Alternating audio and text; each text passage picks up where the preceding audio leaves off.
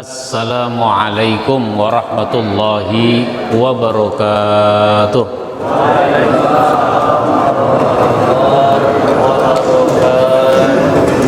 Alhamdulillahi rabbil alamin, wal aqibatu lil muttaqin, wala udwana illa 'alal zalimin. Asyhadu an la ilaha illallah wahdahu la syarikalah, wa asyhadu anna Muhammadan abduhu wa rasuluh. Allahumma salli wa sallim wa barik ala nabiyyina Muhammadin wa ala alihi wa ashabihi ajma'in. Amma ba'du, faqala Allah ta'ala fil Qur'anil Karim, a'udzu billahi minasy syaithanir rajim. Innama ya'muru masajidallah man amana billah wal yaumil akhir wa aqamas shalah wa ataz zakah wa lam yakhsha illallah fa'asa ulaika ay yakunu minal muhtadin.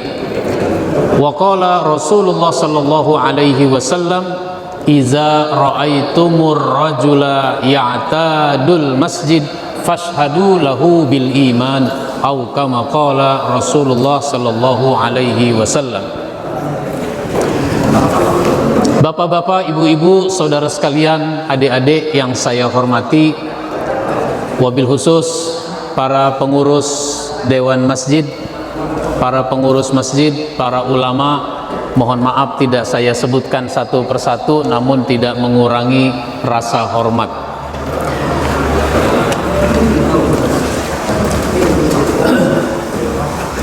Enak ikut acara ini, Pak? Ngikut acara ini enak? Enak. Enaknya apa? Oh, ilmunya belum dapat, kuenya udah dapat. Baik. Saya ingin mengingatkan kita semua bahwa kita harus mencintai masjid. Harus mencintai masjid. Kalau kita cinta kepada masjid, itu seperti kita cinta pada sesuatu yang lain. Misalnya, kalau kita cinta pada istri, cinta pada anak, cinta pada suami, itu ada rasa rindu apa tidak? Nah, ada rasa rindu. Mestinya kita ada rasa rindu kepada masjid, sehingga saat kita keluar dari masjid sudah ada niat mau balik lagi ke masjid. Kan kadang-kadang ada orang keluar dari masjid nggak ada niat mau balik lagi, niat balik lagi. Itulah yang membuat orang akan dilindungi oleh Allah Subhanahu wa ta'ala pada hari kiamat, yang pada hari itu nggak ada perlindungan kecuali dari Allah. Sab'atun yuzilluhumullahu yawma la zilla illa zillu. Ada 7 golongan orang yang nanti akan dinaungi Allah, yang pada hari itu nggak ada naungan kecuali cuma dari Allah. Satu di antaranya adalah wa rajulun qalbuhu mu'allakun bil masjid iza kharaja minhu hatta ya'uda ilai. Seseorang yang hatinya terpaut dengan masjid, hatinya terikat dengan masjid, ada ikatan batin dengan masjid. Ketika dia keluar sampai dia balik lagi, rindu kepada masjid. Begitu kalau orang cinta. Nah, karena rindu, maka yang kedua, kalau orang cinta kepada masjid, dia mau mendatangi masjid, datang ke masjid. Makanya kalau orang suka datang ke masjid, kata Nabi, jangan ragukan keimanannya. Iza kharaja minhu hatta ya'uda ilaih. Dia keluar balik lagi. Makanya dalam hadis lain disebutkan, yang tadi di awal sudah saya sebutkan, apabila kamu melihat seseorang biasa ke masjid, saksikanlah bahwa dia betul-betul beriman. Saya tidak tahu kalau di sini, kalau di Jakarta ada orang meninggal, disolatkan jenazahnya. Sebelum disolatkan, ada sambutan atas nama keluarga, atas sambutan atas nama masyarakat, lalu ada persaksian. Diceritakanlah beberapa kebaikan almarhum. Almarhum ini orangnya rajin ke masjid, orang ini rajin menghadiri majelis ilmu, orang ini suka bersedekah dan sebagainya. Disebutkan kebaikan-kebaikannya. Oleh karena itu, marilah kita saksikan bahwa jenazah ini min ahlil khair. Orang-orang bilang apa? Khair. Ishhadu bi anna hadhil janazah min ahlil khair. Khair. Nah, enak, meresponnya enak, emang dia orang baik. Yang repot kalau orangnya nggak baik. Kita diajak mempersaksikan, mari kita saksikan bahwa jenazah ini termasuk orang baik. Oh, baik dari mana nih orang? Ke masjid yang nggak pernah, baru sekali ini ke masjid digotong. Baik dari mana? Gitu. Ya sudahlah, khair aja, nggak enak sama tetangga. Jadi kalau kita rajin ke masjid, jangan ragukan keimanannya. Makanya kalau kita ke masjid, nilai keutamaannya besar.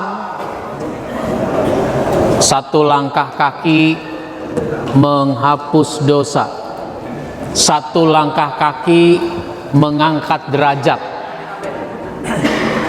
Jadi kalau dari rumah menuju masjid 50 meter, itu artinya 50 dosa terhapus, 50 derajat terangkat.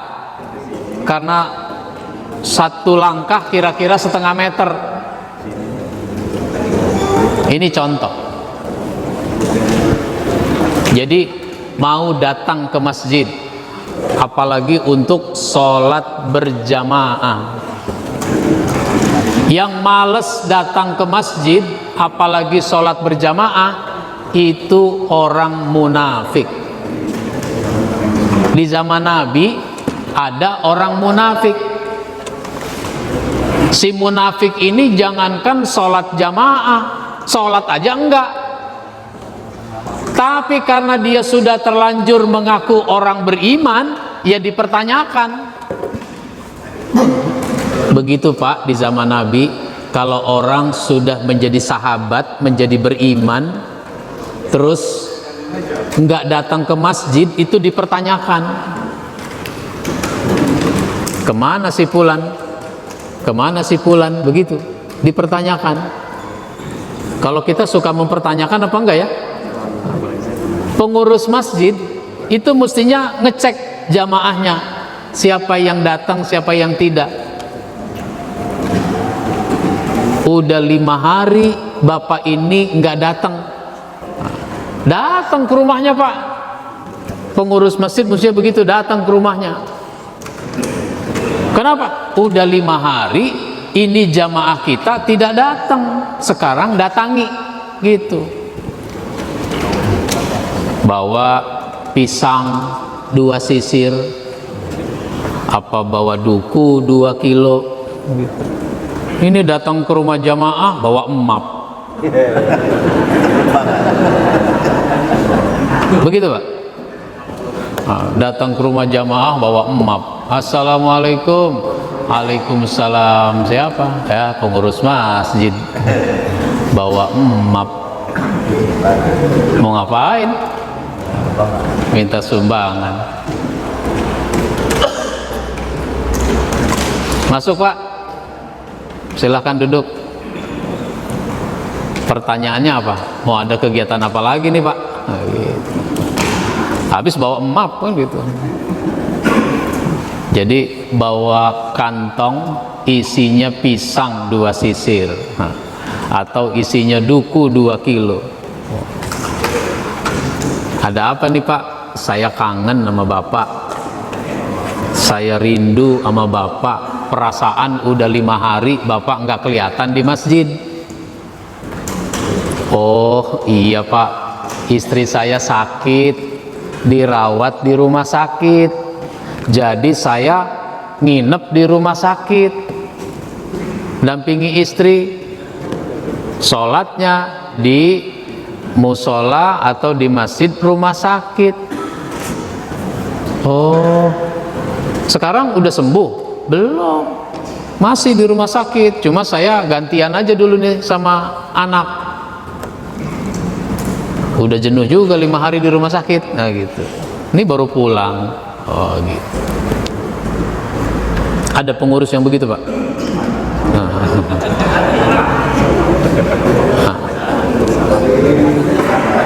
Jadi orang munafik malas datang ke masjid, tapi karena dia harus menunjukkan keimanan biar supaya tidak terbaca kemunafikannya, dia datang juga, datang ke masjid, ikut sholat jamaah. Nabi mah orangnya baik sangka saja, husnuzzan. Nggak tahu Nabi hati orang. Maka Nabi dapat wahyu, turun surat An-Nisa ayat 142. Saya nulis buku, itu judulnya Asbabun Nuzul Tematik. Biasanya kalau kita baca buku Asbabun Nuzul, itu susunannya berdasarkan surat, dari Al-Baqarah, Ali Imran dan seterusnya. Saya susun berdasarkan tema. Ada tema akidah, ada tema akhlak, ada tema munafik, tema kafir, tema Yahudi, Nasrani, tema harta, tema keluarga dan sebagainya. Ada 20 bab, 20 tema di situ. Nah, satu di antaranya tema tentang munafik. Ini turun ayat ini. Innal munafiqina yukhadi'una Allaha wa huwa khadi'uhum wa idza qamu ila sholati qamu kusala yura'unan nas wa la yazkuruna Allaha illa qalila. Sesungguhnya orang munafik itu bermaksud menipu Allah, padahal Allah yang menipu mereka. Bagaimana dia bermaksud menipu Allah? Kalau menipu Allah berarti menipu Nabi berarti menipu kaum muslimin. Ya, dia mau sholat itu, sholat dalam rangka menipu.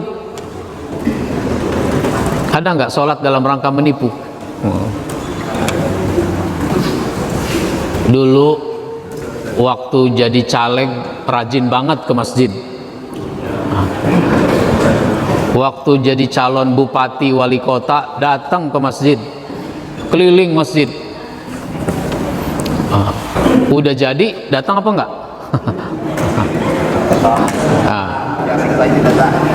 Saya tidak menuduh yang begitu sebagai orang munafik, bukan. Cuma itu ada virus kemunafikan. Kemunafikan itu kayak virus. Makanya munafik itu ada 2. Ada munafik i'tiqadi, munafik dari sisi keyakinan, ya hakikatnya dia kafir kalau munafik i'tiqadi.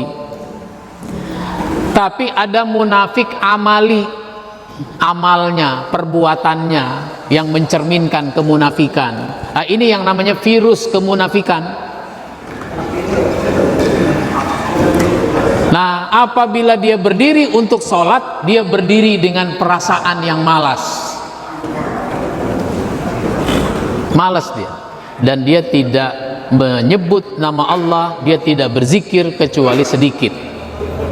Lah memang kenapa dia malas tapi datang ke masjid? Yura'unan nas. Dalam rangka ingin dapat pujian orang, riya. Riya itu dari kata ro'a. Ro'a itu melihat. Jadi orang riya adalah orang yang berbuat baik karena ingin dilihat oleh orang lain. Kenapa dia ingin dilihat oleh orang lain? Karena dia berharap orang yang melihatnya itu akan memujinya. Maka ulama menyederhanakan, riya itu berbuat baik karena ingin dipuji.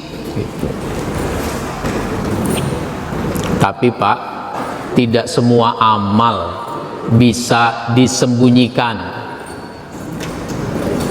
Tidak semua amal bisa disembunyikan.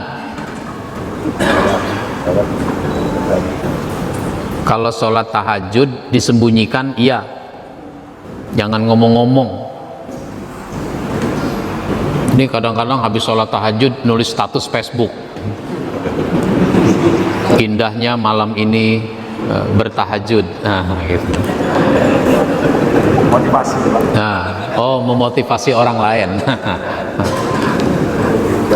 Kalau memotivasi orang lain ngajar, ceramah. Kalau nulis status Facebook bahwa saya sholat tahajud, nah itu susah juga ya, mau dibilang ikhlas diceritakan, nggak dibilang ikhlas dia memang lakukan gitu. Jadi begitu. Saya ini orangnya ikhlas, saya sholat ke masjid apa enggak ya? Kalau sholat ke masjid saya khawatir dilihat oleh tetangga-tetangga yang saya lewati, nanti dipuji saya. Daripada bakal dipuji, saya tidak siap mental, lebih baik saya sholat di rumah saja. Ikhlas. Karena apa? Saya ikhlas orangnya, nggak mau dilihat orang. Ya nggak begitu. Masa sholat di masjid nggak jadi gara-gara pengen ikhlas? Tapi saya harus sholat ke masjid. Cuma supaya nggak kelihatan orang, bagaimana ya? Kalau begitu saya berangkat dari rumah pakai baju koko, pakai sarung, pakai helm, kacanya gelap, biar supaya muka saya nggak kelihatan. Soalnya saya orang ikhlas. Ya ikhlas mah nggak usah gitu-gitu amat. Itu mah bukan orang ikhlas, orang gila.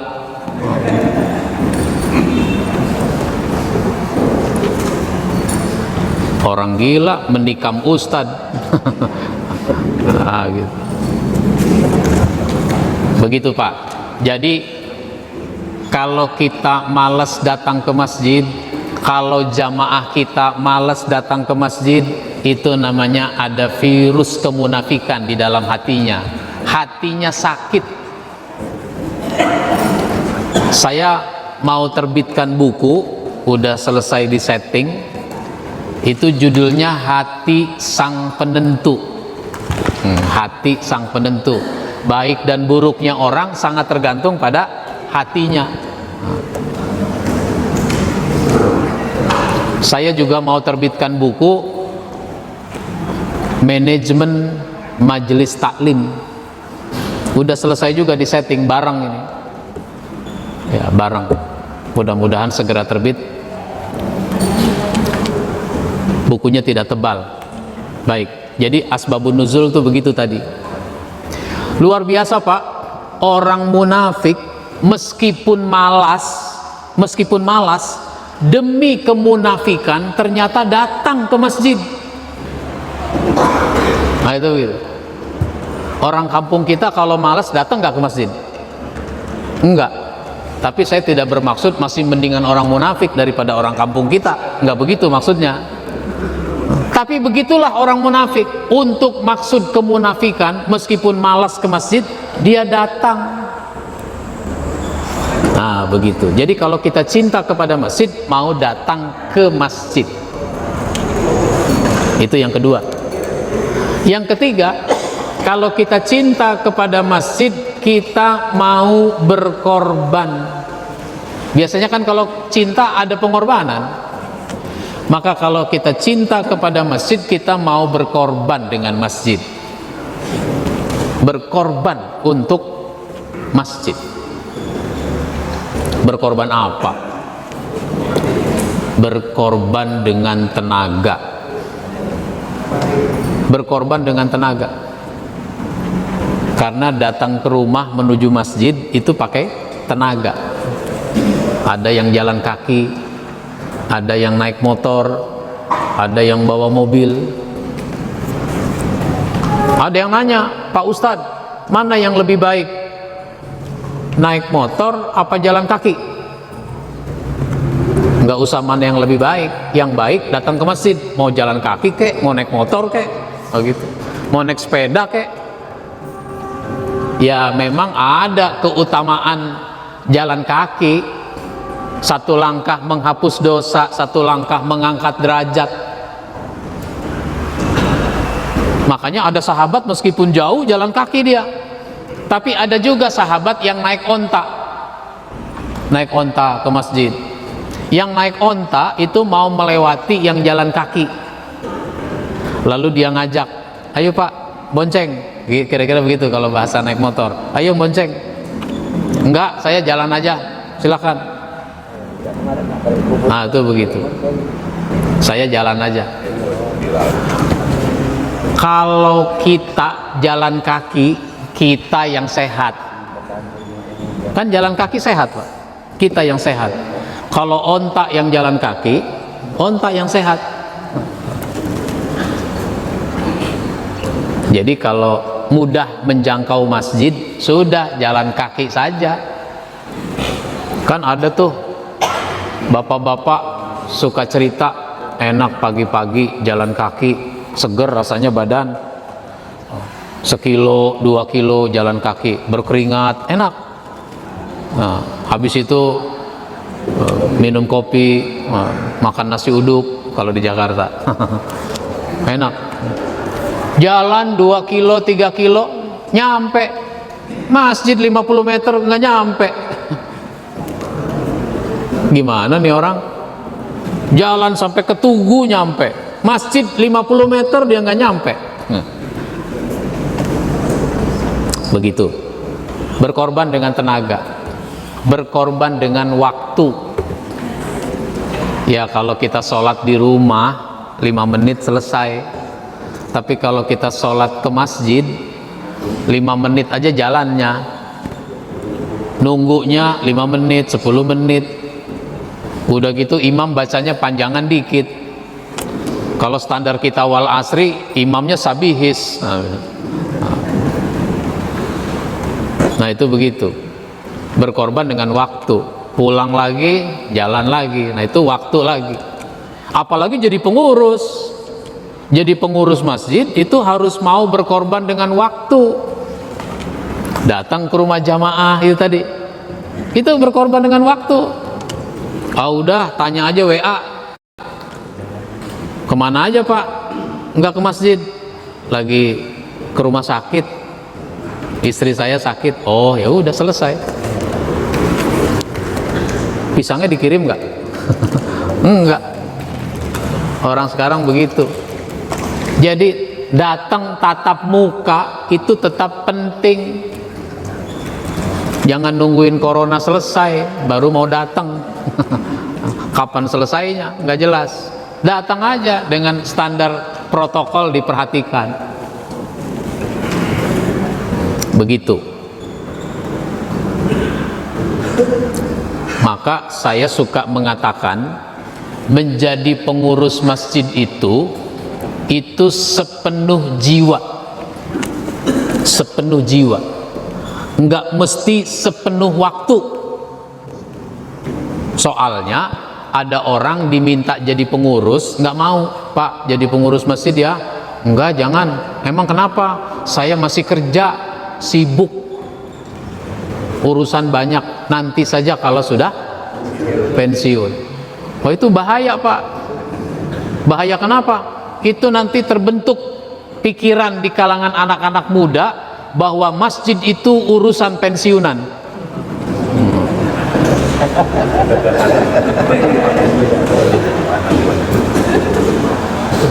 kalau udah pensiun, udah tua, udah lemah.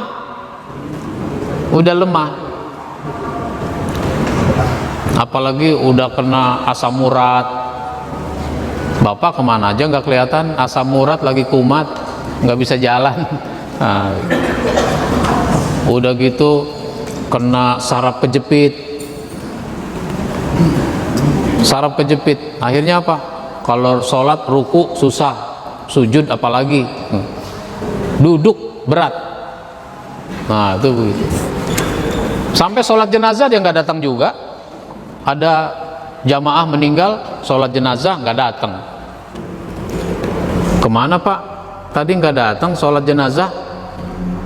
Sebenarnya saya mau datang, cuma ini kena saraf kejepit, lagi kumat nih. Kalau ruku, sujud susah banget. Pak, ini sholat jenazah Pak, nggak pakai ruku, nggak pakai sujud. Oh, nggak pakai ruku, nggak pakai sujud. Lah, masih nggak paham aja nih orang.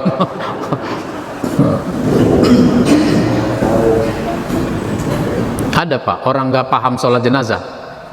Ada. Udah tua-tua nggak paham sholat jenazah.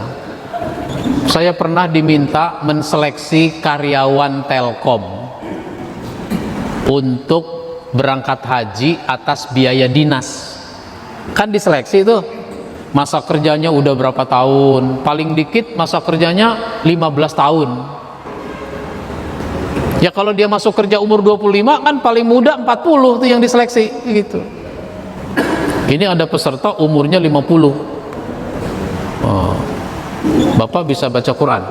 Kan pakai wawancara seleksinya. Ada tes tulis, ada wawancara. Belum bisa Pak Ustadz. Oh. Belum bisa baca Quran? Belum. Maaf ya Pak, umur berapa? 50. Oh. Atau begini aja Pak, ini Quran, coba Bapak cari surat Al-Anfal, buka. Saya kasih Qurannya yang bahasa Arab.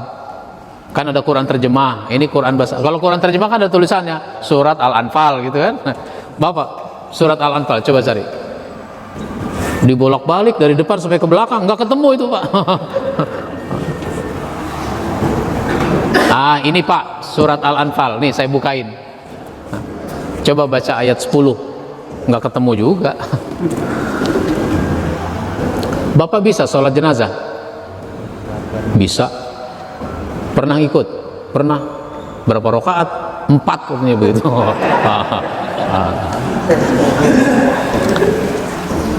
Itu contoh saja Pak. Kita ini kan belum pernah ngecek jamaah kita bisa baca Quran apa enggak. Coba cek satu-satu. Belum pernah ngecek jamaah kita ini sholatnya udah bener apa enggak. Kita nggak pernah ngecek. Boleh Pak pengurus masjid ngecek. Caranya ngobrol. Nah, Pak, ngomong-ngomong Bapak udah bisa baca Quran? Bisa. Coba Pak baca gitu. Yas'alunaka 'anil anfal qulil anfalu lillahi war rasul fattaqullaha wa aslihu zata bainikum. Oh ya, Bapak boleh jadi cadangan imam kalau begini. Begitu. Jangan orang belum beres bacaannya udah jadi imam. Cek dulu. Karena udah lama jadi imam, padahal bacaannya nggak beres, sekarang baru itu imam. Pak Haji, mohon maaf ya Pak Haji. Apa? Ini anak pesantren baru pulang. Pak Haji tadi mimpin sholat bacaannya kurang benar, nggak sesuai dengan tajwid, apalagi mahorijul hurufnya. Lu jangan sembarangan ngomong begitu. Lu belum lahir, gue udah jadi imam di sini. Emak lu nikah, gue yang jadi saksi. Sembarangan ngomong begitu. Mestinya Pak Haji yang jadi imam.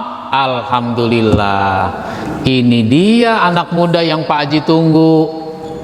Memang Pak Haji merasa Pak Haji ini bacaannya kurang bagus, cuma di kampung ini Pak Haji yang paling bagus. Makanya jadi imam. Dah mulai besok kamu yang jadi imam. Begitu. berkorban dengan waktu. Makanya jangan menjadi pengurus masjid tidak harus sepenuh waktu, tapi sepenuh jiwa. Sepenuh jiwa. Kalau sudah sepenuh jiwa, ada waktunya. Tapi kalau nggak sepenuh jiwa, ada waktu juga ngomongnya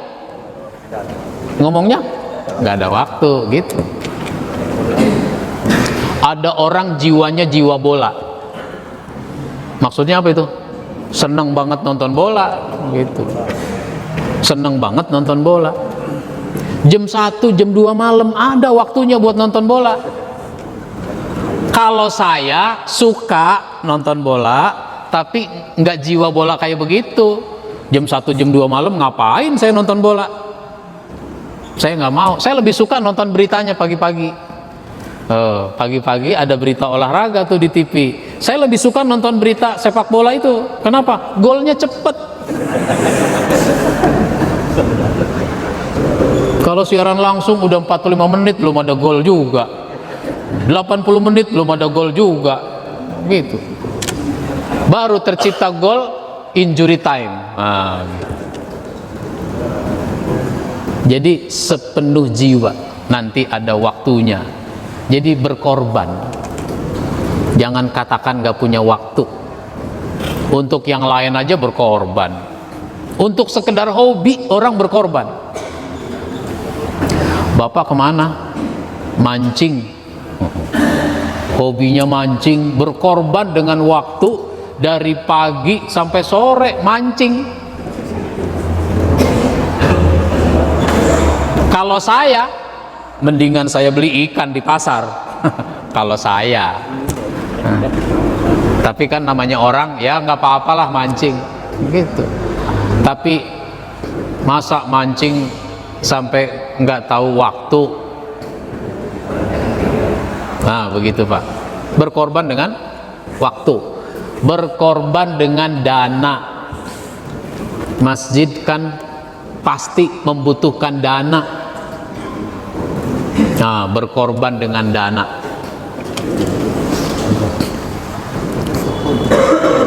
Sekarang Pak, memberi kesempatan jamaah untuk berinfak itu tidak selalu dengan kotak. Enggak selalu dengan kotak. Pengurus masjid tempel di mana kek nomor rekening masjid. Nomor rekening. Nah, bisa jadi ada jamaah yang mau transfer. Sekarang orang bisa infak lewat HP. Ada mobile banking. Tinggal terkirim tuh uang 50.000, 100.000. Di sini ada meteran listrik kan? Meteran listrik ada. Tempel Pak di meteran listrik itu ID pelanggan, nomor ID pelanggan, atas nama siapa di situ, tulis yang besar. Nah, tulis yang besar. Ada orang habis wudhu lihat-lihat, ada ID pelanggan listrik, dia ambil HP, dia bayar. Bendahara mau bayar listrik, ada keterangan sudah dibayar. Siapa yang bayar ya? Padahal selama ini saya yang bayar bendahara. Ini kok udah dibayar? Ya nggak penting siapa yang dibayar, yang penting udah dibayar gitu.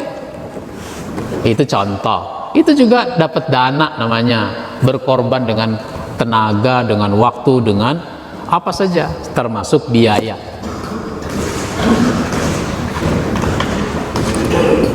Masjid itu kan harus bersih.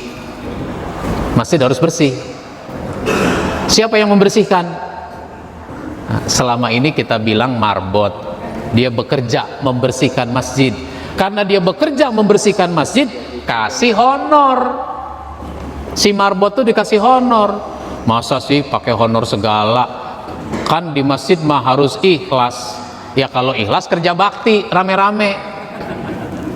Kalau cuma 1-2 orang yang mengerjakan, kasih honor. Kalau udah dikasih honor, masjid tidak bersih, ngomelnya enak. Ini masjid kenapa nggak bersih? Lah kalau bapak pengen bersih ya sudah pak, jangan ngomong, ngepel aja sudah. Tuh kain pelnya ada. Bukannya lu yang jadi marbot? Iya saya jadi marbot. Kalau bapak mau 7,5 kerjain, nanti saya kasih. Oh jadi lu selama ini 7,5? Waduh, nanti saya bilang sama pengurus masjid, paling nggak tambahin dah 7,5 lagi. Jadi berapa? Jadi berapa? 1,5. Kok jadi turun?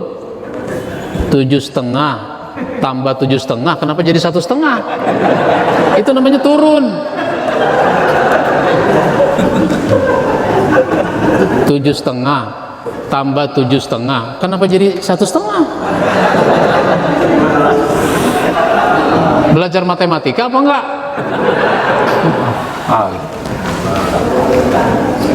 Jadi 15. Gede banget 15 nih. Baik pak, ini contoh. Jadi masjid butuh dana. Ada yang nanya, Pak Ustadz, kalau masjid punya dana bagaimana? Pakai untuk segala keperluan. Maka di buku saya itu saya kasih judul satu tulisan, masjid banyak dana sedikit saldo. Masjid itu duitnya harus banyak, tapi saldonya jangan banyak-banyak. Masa masjid saldonya 200 juta, 300 juta, duit ditumpuk-tumpuk, buat apa? Ada yang nyeletuk, buat diumumkan Pak Ustadz. Mas, duit kok buat diumumkan, dipakai. Bersih, indah. Masjid itu harus indah, enak dilihat, nyaman. Jangan kepanasan orang di masjid, tapi juga jangan kedinginan. Bapak, Pak Haji nggak ke masjid? Enggak. Emang kenapa? Saya kalau di masjid kedinginan, katanya begitu. Karena AC-nya terlalu dingin. Udah gitu nggak pakai karpet kan sekarang kan gitu. Kedinginan. Saya sholat di rumah aja, katanya begitu. Begitu, bersih, indah, nyaman, fasilitasnya dipenuhi. Sediakan fasilitas. Masjid harus punya perpustakaan. Siapkan ruang perpustakaan, keluarkan uangnya, bikin ruang perpustakaan. Beli lemarinya, keluarkan uangnya. Beli bukunya, keluarkan uangnya. Begitu. Jadi masjid itu duitnya harus banyak, saldonya jangan banyak-banyak. Saya kira itu yang mau saya sampaikan. Ngomongin masjid 2 hari juga nggak selesai. Karena banyak bagian-bagian yang harus kita bicarakan. Ini namanya cuplikan-cuplikan. Maka saya beri kesempatan untuk yang mau bertanya, biar supaya ada dialog. Saya persilahkan yang mau bertanya. Yang ya. Satu. Pada sana layar ini ya.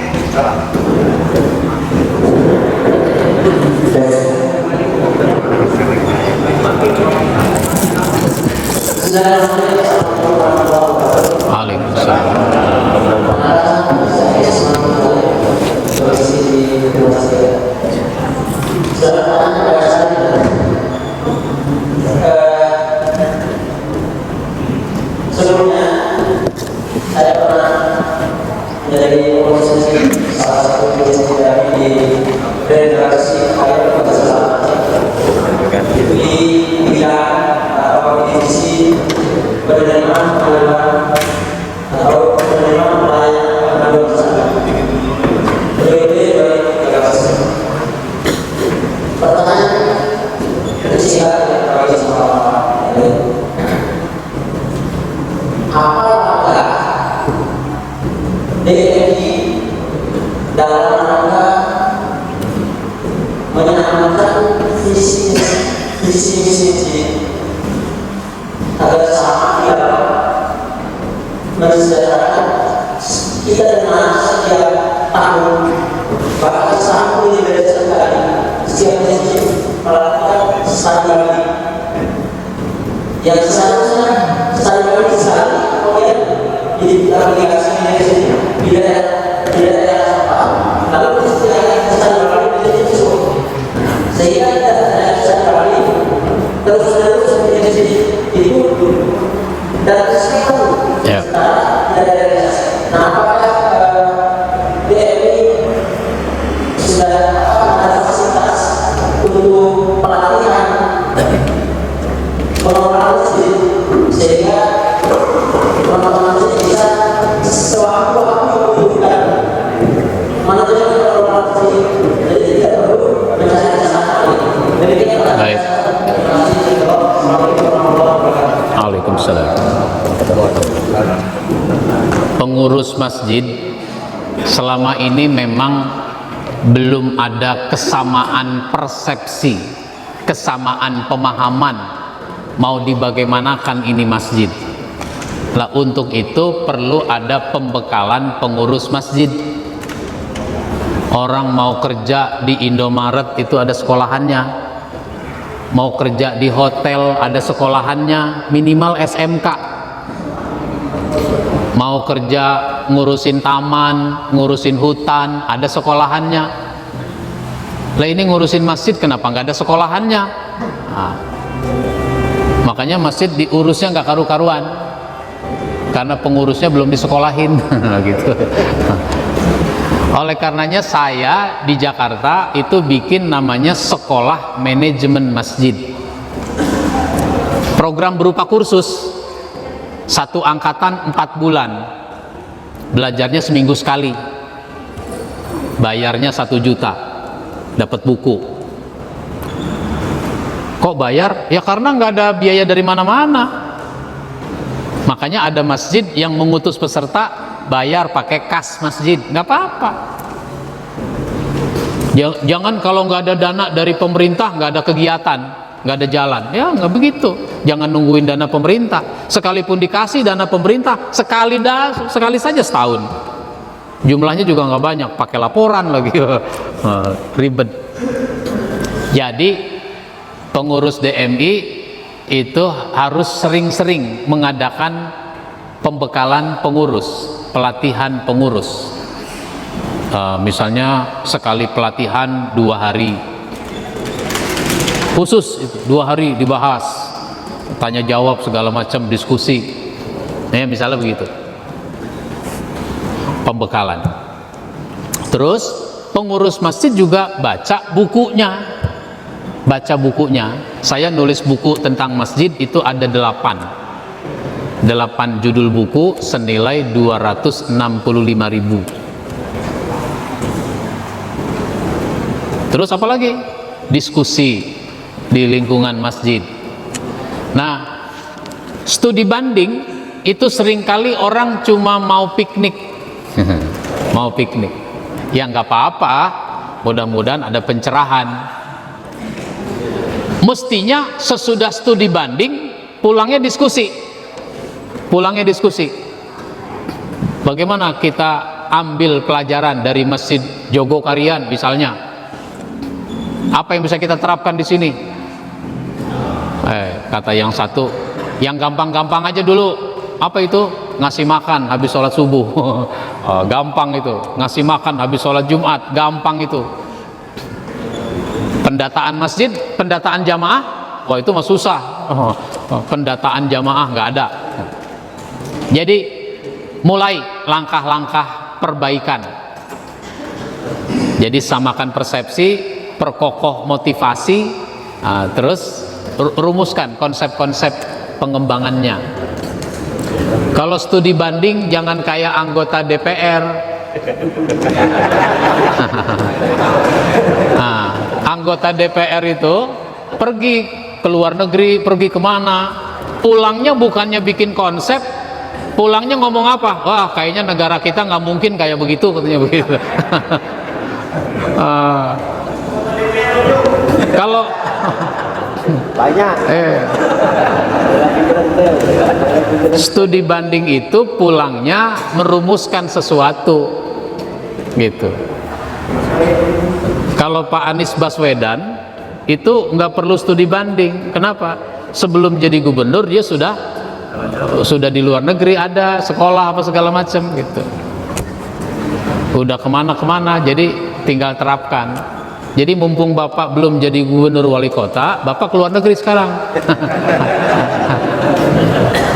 Nanti pas jadi dewan, pas jadi gubernur wali kota, jadi pejabat, udah nggak perlu studi banding, tinggal melaksanakan. Nah itu begitu. Saya tahun 2007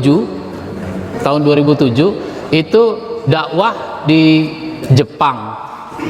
Di Jepang itu saya lihat jalan-jalan trotoar itu semuanya jalan itu ada ubinnya warna kuning nonjol. Semua jalan saya lihat begitu. Lalu saya tanya, ini maksudnya apa ya? Saya lihat jalan nih trotoar di mana-mana, di stasiun segala macam, itu ubin kuning nonjol itu apa? Oh, itu buat tunanetra Pak Ustadz. Buat tunanetra. Jadi orang buta nggak dituntun, dia patokannya itu. Nonjolnya itu bukan kuningnya kan dia nggak lihat. Nonjolnya itu. Nah, setelah Pak Anies jadi gubernur, itu jalan-jalan di Jakarta itu udah dibikin pakai nonjol kuning itu, meskipun belum merata sampai ke tingkat kelurahan, tingkat RW gitu belum. Tapi itu udah kemajuan. Itu contoh. Baik. Satu lagi, silakan.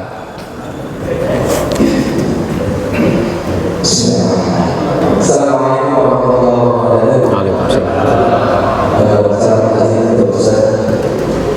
Perkenalkan, saya Alif Hidayat.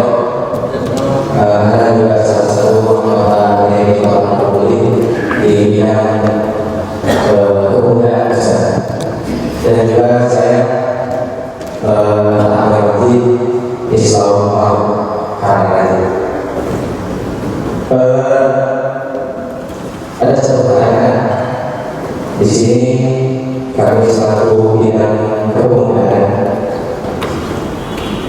bagaimana ataupun formula untuk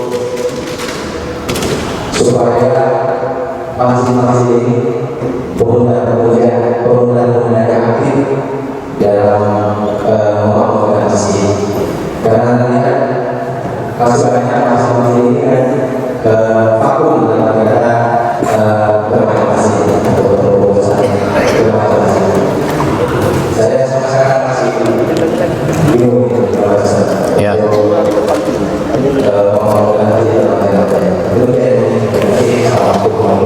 Waalaikumsalam. Baik. Kita mesti telusuri mengapa anak muda tidak mau aktif di masjid. Itu kan banyak faktor. Salah satunya itu anak-anak remaja, dia sebenarnya trauma datang ke masjid. Kenapa trauma? Dulu di waktu kecil dia diusir dari masjid oleh bapak-bapak, diusir hanya karena dia ribut, bercanda, lari-larian. Jangan Pak, sekarang waktunya kita menerapkan masjid yang ramah anak. Di buku saya, saran untuk pengurus dan jamaah masjid, itu saya bilang menjadi ayah angkat. Pengurus masjid itu orang tua di masjid jadi ayah angkat. Anak-anak datang, ucapkan selamat datang. Selamat datang anak-anak gitu. Pernah ngucapin selamat datang? Ini bukannya selamat datang, lu pada mau ngapain kemarin? Mau sholat Pak? Yang begini mau sholat. Ramah Pak. Nah sekarang anak remaja itu ditanya maunya apa. enaknya bagaimana, begitu. Nanyanya tuh jangan rapat, ngobrol-ngobrol,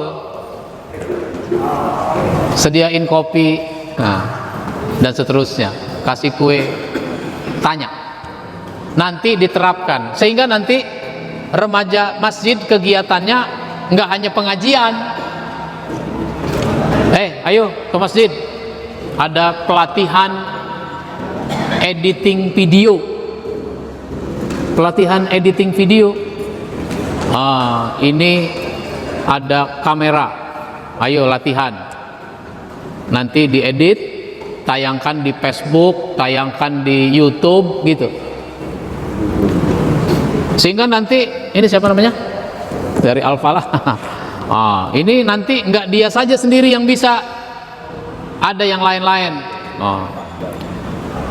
Siapa yang bisa tayangkan di YouTube dari masjid akan dikasih honor sekali tayang 100.000 misalnya begitu. Ini pengajian kita tayangkan langsung di YouTube, nanti dikasih honor 100.000. Anak remaja senang gak tuh? Senang. Tayangkan lagi 100.000 lagi, terus begitu. Dia malah yang usul, Pak, bagusnya pengajian seminggu 2 kali, Pak. Gitu. Iya. Kalau perlu tiap hari tayang terus tuh. Gitu, Pak. Bikin rangsangan.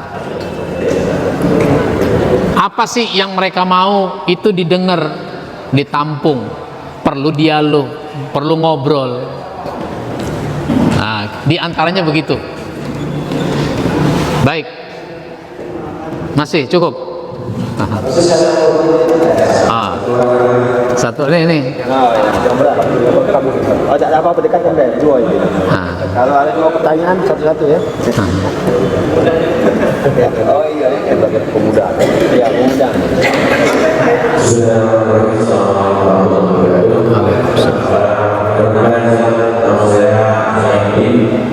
Kebetulan saya satu bidang saya dua bidang kepemudaan dan masjid. Saya juga ketua salah satu masjid yang kemudiannya adalah tidak terkait dengan kepemudaan, tetapi lebih kadang-kadang kami yang tidak sedang merasakan sesuatu yang agak sedikit kurang pada saat kejadian, terutama masalah kasih. Ada masjid yang selamanya itu akan dalam bulan kita, tapi ada juga masjid yang tidak mampu beres. Tidak hanya di dalam kota, satuan kota bahkan sampai nasional yang mengatakan apakah ini secara nasional ini punya satu program yang tradisi bahwasanya dalam masjid itu tidak hanya harus dipakai di masjid saja, karena sampai sekarang masih sangat jarang terjadi. Ini satu persoalan masjid yang kaya selalunya. Nah, kalau ada program ini itu mereka programnya coba kalau itu mau dibalik, kalau kita pakai di program ini apa yang harus kita jalan? Baik. Langsung aja satu biar sekalian. Oh iya, silakan.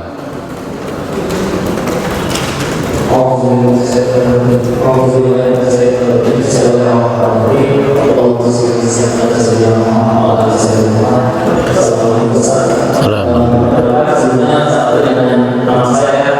kasih.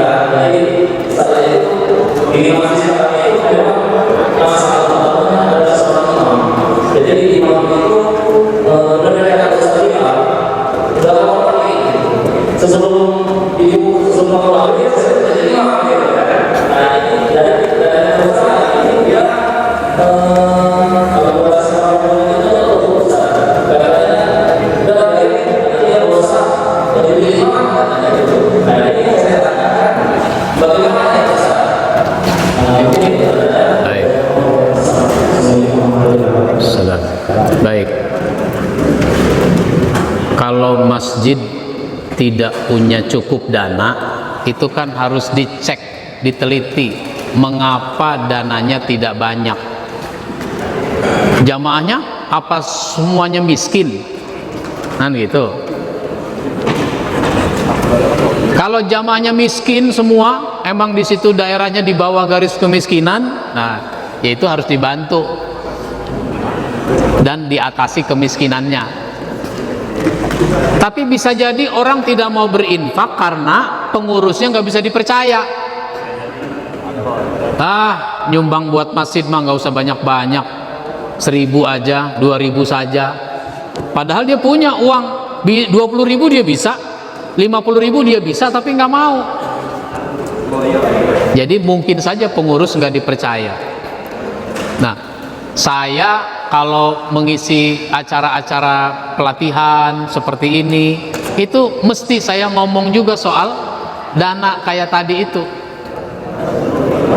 Ya cuma karena pengurus masjid banyak yang belum dikasih penataran, belum dikasih pelatihan ngurus masjid sebagaimana dulu-dulu. Kalau dulu kebutuhannya tidak banyak. Dulu masjid pakai lampu minyak, orang nyumbang minyak.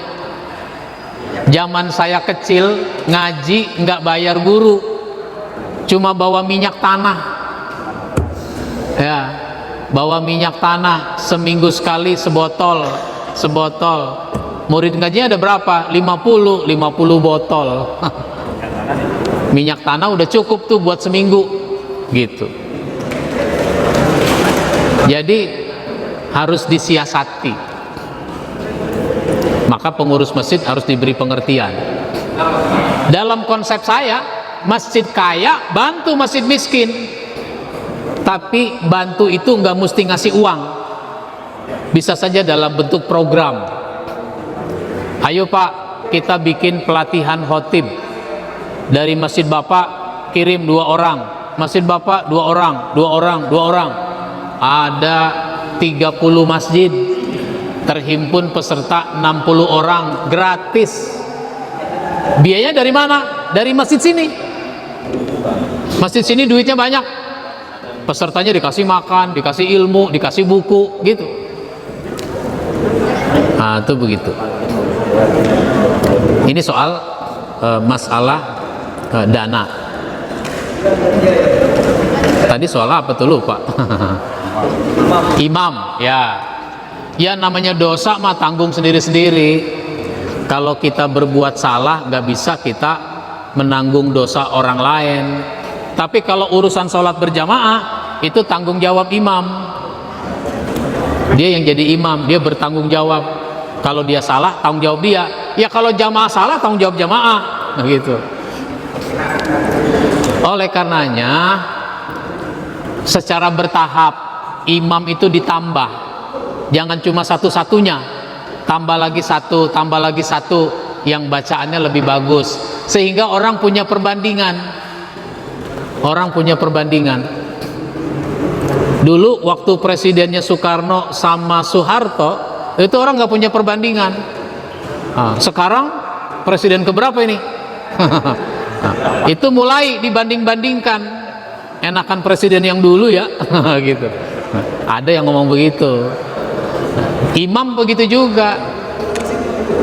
Oleh karenanya DMI juga punya keharusan untuk mempersiapkan orang menjadi imam, sekaligus menseleksi, merekomendasi. Jadi bagus juga rekomendasi orang menjadi imam itu diberikan kepada DMI atau kepada MUI.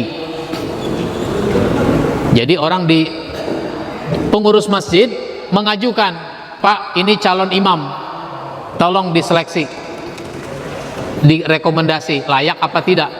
Nah, dites. Coba Bapak baca kunut bisa nggak? Bisa, ya baca. Nah, gitu. Coba baca Quran, hafalannya mana? Sabihis coba. Terus dites. Baru dikeluarkan rekomendasinya. Ini orang layak jadi imam gitu. Waktunya sekarang begitu. Nggak bisa kayak dulu lagi. Karena imam itu ada syaratnya. Baik, saya kira begitu. Insya Allah nanti kita sambung pada kesempatan lain.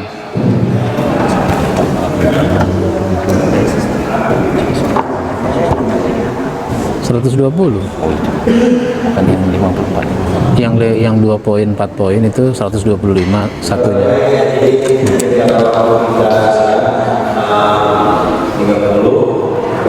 Kami untuk di video Cukup.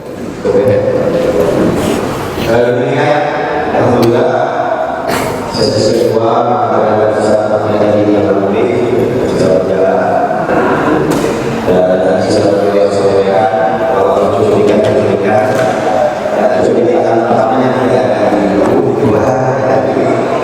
dan teknisnya kita terapkan sama dalam kesempatan untuk di